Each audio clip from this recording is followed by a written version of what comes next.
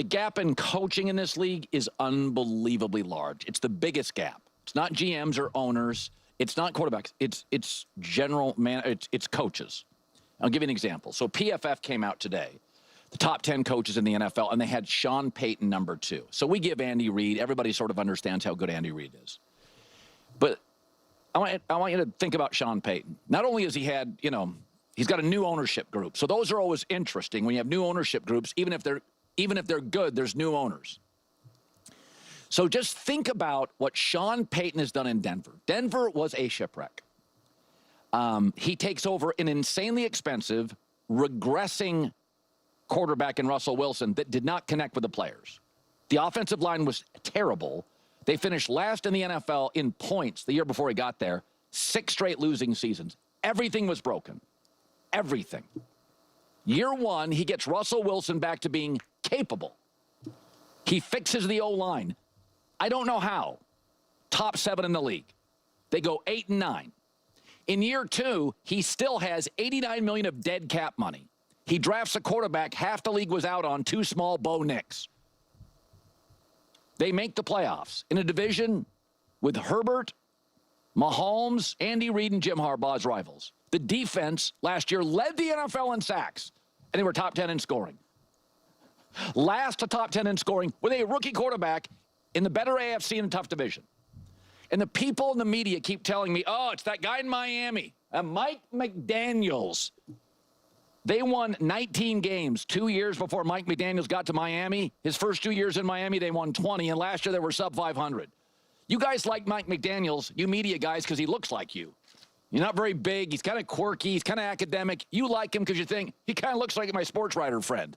And Sean Payton's not. Sean is unapologetic. Cocky. A little cocky. A storyteller. He's going to remind you from time to time he's pretty smart. He's direct and outspoken. Remember his first day on the job when asked about Russell Wilson? Here it is. Coach, Russell Wilson had a personal coach, Jake Heaps, in the building with access who wasn't on the staff. How do you feel about players having their own people off the staff in the building, access to players? Yeah, that's foreign to me. That's not going to take place here. I mean, I'm unfamiliar with it, but our staff will be here, our players will be here, and that'll be it.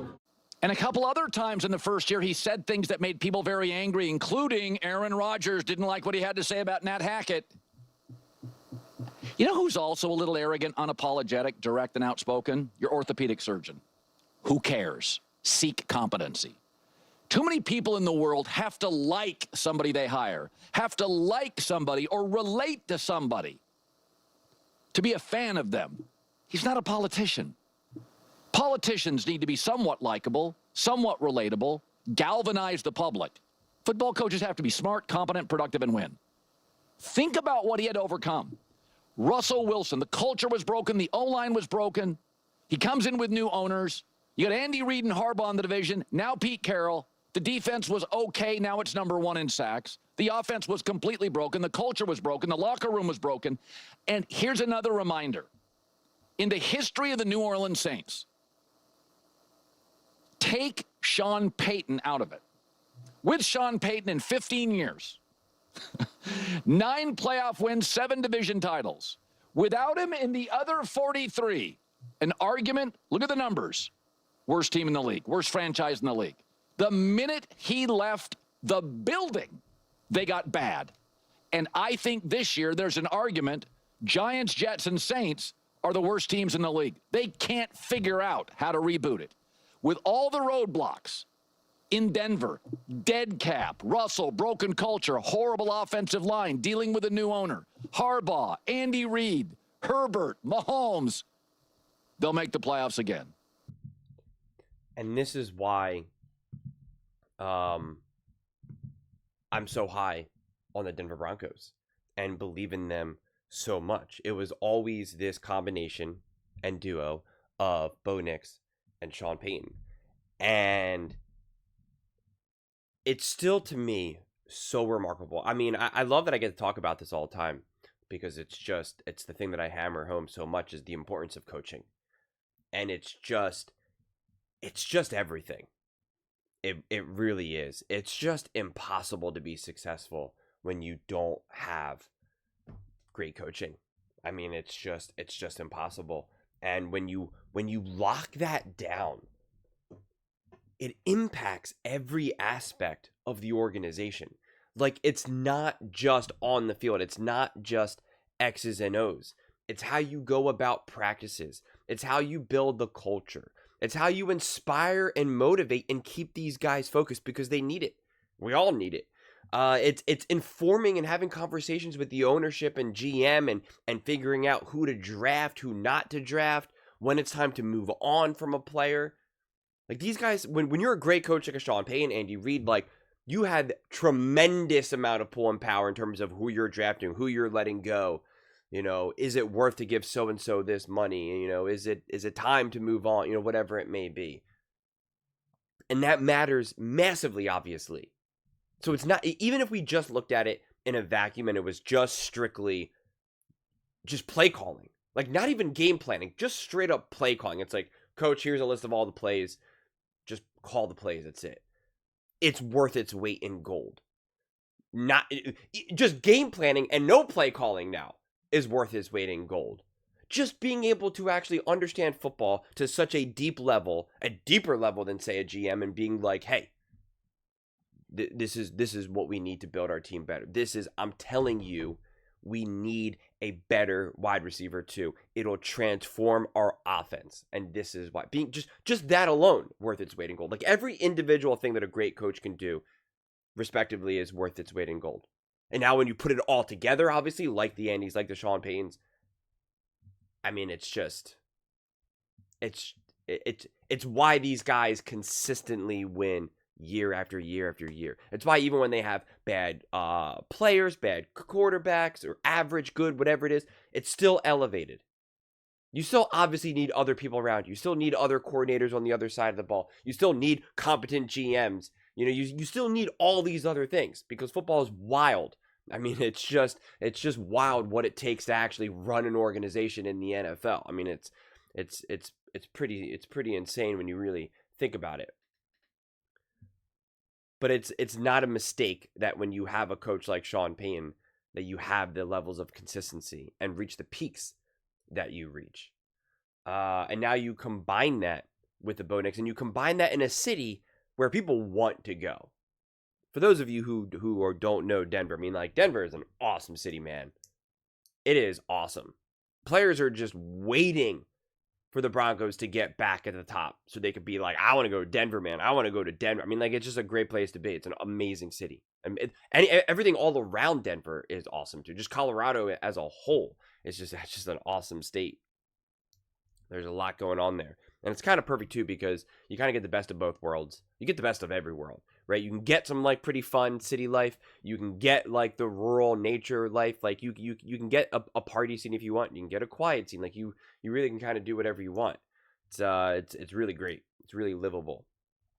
And so it's just like, if the Broncos start getting momentum, especially, it's like, you're going to have those free agents want to be there. You're going to want to have those players that are willing to maybe take a little less so they could just stay in Denver, live there, build their life there. It's like not going to be one of those places where you're just kind of like, all right, I'm ready to get out of here. Because the truth is, other cities, even when you're winning and having success, it's kind of like, yeah, I don't really want to live in Cleveland. I don't really, Kansas City's balling, winning Super Bowls, and you still got people who are like, yeah, I'd rather just not be in Kansas City. I know it's great, but like, Mahomes and Andy, but like, I kind of want to get out of here. I mean, that's a real thing, especially if you're like a 25-year-old, 26-year-old, and you already got a boatload of money. And like, a city like Denver doesn't have that problem, and it matters. All those things matter. Every little thing that can kind of stack the deck in your favor matters. It's obviously not the end all be all.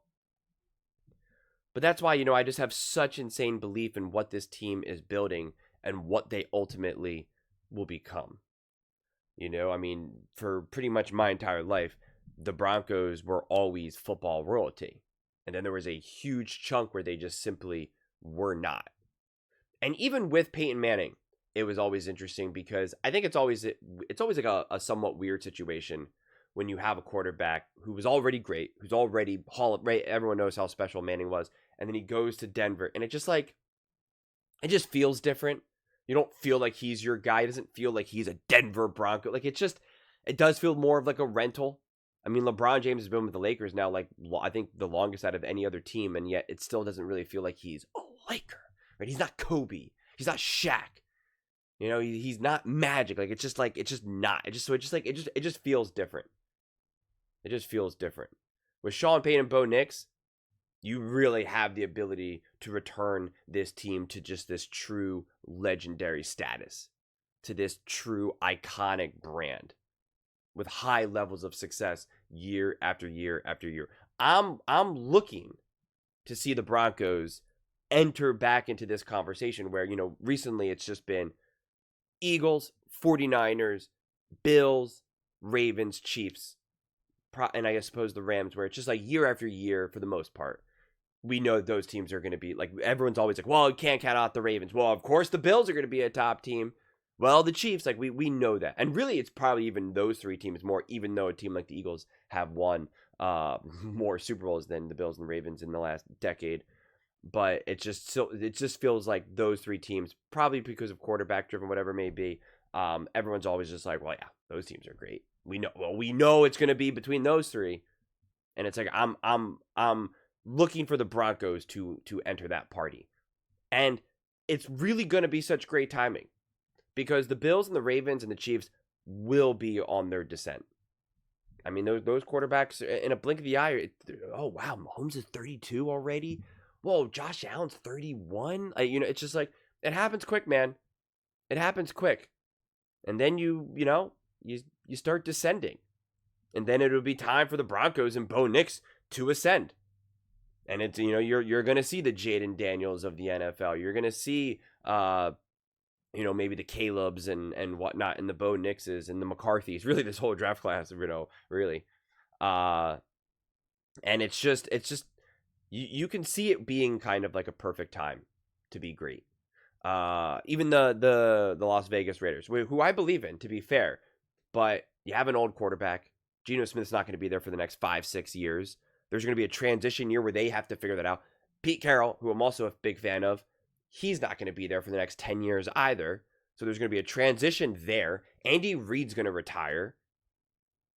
I think Harbaugh and Justin Herbert will be in it for the long run, but it's just like the NFL will be a changing of the guard. When exactly, I don't know. And you have some quarterbacks who again, to be fair, I believe in, like a CJ Stroud and a Jordan Love. But they both also have proven where it's like, yeah, they still need great situations to thrive, just like any other quarterback. And so it's like, who do you trust to build a better team? The Houston Texans or the Denver Broncos? I'm going to bet on Sean Payton and the Denver Broncos in that one. I'm just very confident in that. So I think even the timing for the rise of the Denver Broncos is great. And it's so interesting to me.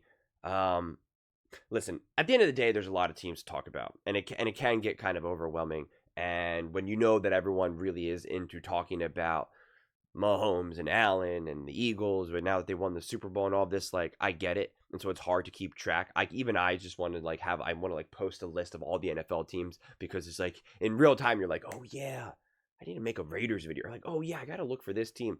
And it is so interesting because we have all these conversations about the AFC, about various quarterbacks. And to be fair, there's not a lot. Jaden Daniels had one of the best rookie years of all time, and yet, like, there's still minimal content about Jaden Daniels. Like, it's pretty wild when you think about it. And there's been more talk about Caleb Williams and Ben Johnson.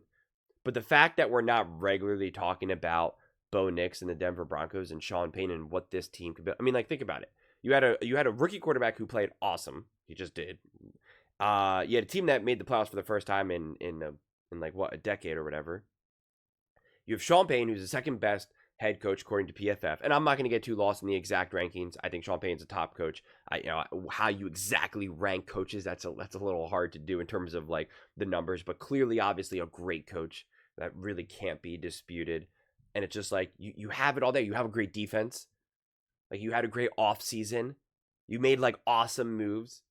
Like they're there. And actually, a bunch of these odds, the random odds to either win the AFC, Super Bowl odds, whatever, like the Broncos are all in the mix here. They're regularly in the mix. for, top 5, top 10 odds to, win the AFC, win the Super Bowl, whatever it may be, which is all you can ask for right now in year 2 of Sean Payton. But right, no one's going to say, oh, they're top 3. Like, that's a bridge too far. So it makes sense. I think it's respectable to put them in where they've been. I think the highest I've seen them was like top 6 or something, which I think it was like right after the Bengals or above the Bengals. I forget. And I think that's totally fair and respectable for this part of the timeline for Bo and Sean. And yeah, this just feels like a team that's just really waiting to explode. And I think it really rewrites how people view the NFL and where conversations are going. I could talk about the Bills and the Ravens and the Chiefs all day, every day, but it's like we do need another level. I want to start having conversations of like who's better, the Chargers or the Broncos, not just the Chiefs and the Ravens and the Chiefs and the Eagles. It's just like no. Like we need some elevation here. We need new narratives. And the Broncos are in control of their own destiny in that regard. And I think Bo Nix is a gamer, man. I think he's a baller. I think he's so much better than people realize. We saw him elevate his own individual game in many moments last year.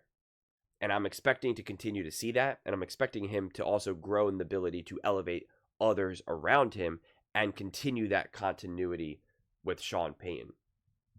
And it's just, yeah, man, look out for the Broncos. I think they played, it was pretty interesting last year. I think there was so much learning on the fly, learning on the job, that at moments the team felt like they were a little extra jittery. And I don't mean like nerves jittery. It just things weren't as smooth. Things weren't as locked down as they wanted to be, especially considering how we know Sean Payton likes to play. And they just didn't have the ability to really execute the offense in Sean Payton's eyes. And think about that. And yet they still won a lot of games. They still won some big games. They still played great in big games, even the games that they lost in those moments.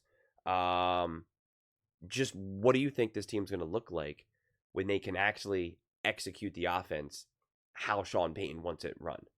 And you have a quarterback who obviously has already proven to be able to do that. You don't think this team's going to be significantly better than it has been in years past? I mean, like, come on. It's a no-brainer. So I'm pumped. I'm fired up. I had another Broncos video posting today with Mark Schlereth and stuff, but I immediately was like, no. I saw that Colin did a clip on this, and I was like, I got to do a Denver Broncos video. I got to record this right now and post it immediately. Because at first I was going to record this. I'm like, I can post it tomorrow. I'm like, no. I'm all fired up right now. I'm all fired up. There hasn't been any like real Broncos content. I keep trying like I always say, there's a handful of teams that it's so hard to like actually get real content for, and the Broncos are one of them. And it's like I always got to be like, well, they mentioned Bo Nix for 2 seconds here, so I guess I can turn this into a Broncos clip. So as soon as I saw an actual herd clip, with Broncos behind it, I'm like, all right, we got it, let's go. So I'm fired up. But those are just my thoughts. I'd absolutely love to hear yours. What do you guys all think about Denver Broncos, Sean Payton, and Bo Nix, his path for success this season? Let me know in the comments below. I read every single comment. So whether you agree with me or disagree with me, either way, let's get in some discussions. Let's get in some fights. But ultimately, let's just have some fun. And please do consider subscribing. We are building an amazing community here, and I absolutely love to see you part of it. I want to build something that we all genuinely feel connected to. Something that we're really excited to be part of. I think we're on our way to doing it. Please don't forget to give this video a thumbs up, as it really does help with the visibility and the algorithm. Thank you so much. See you next time.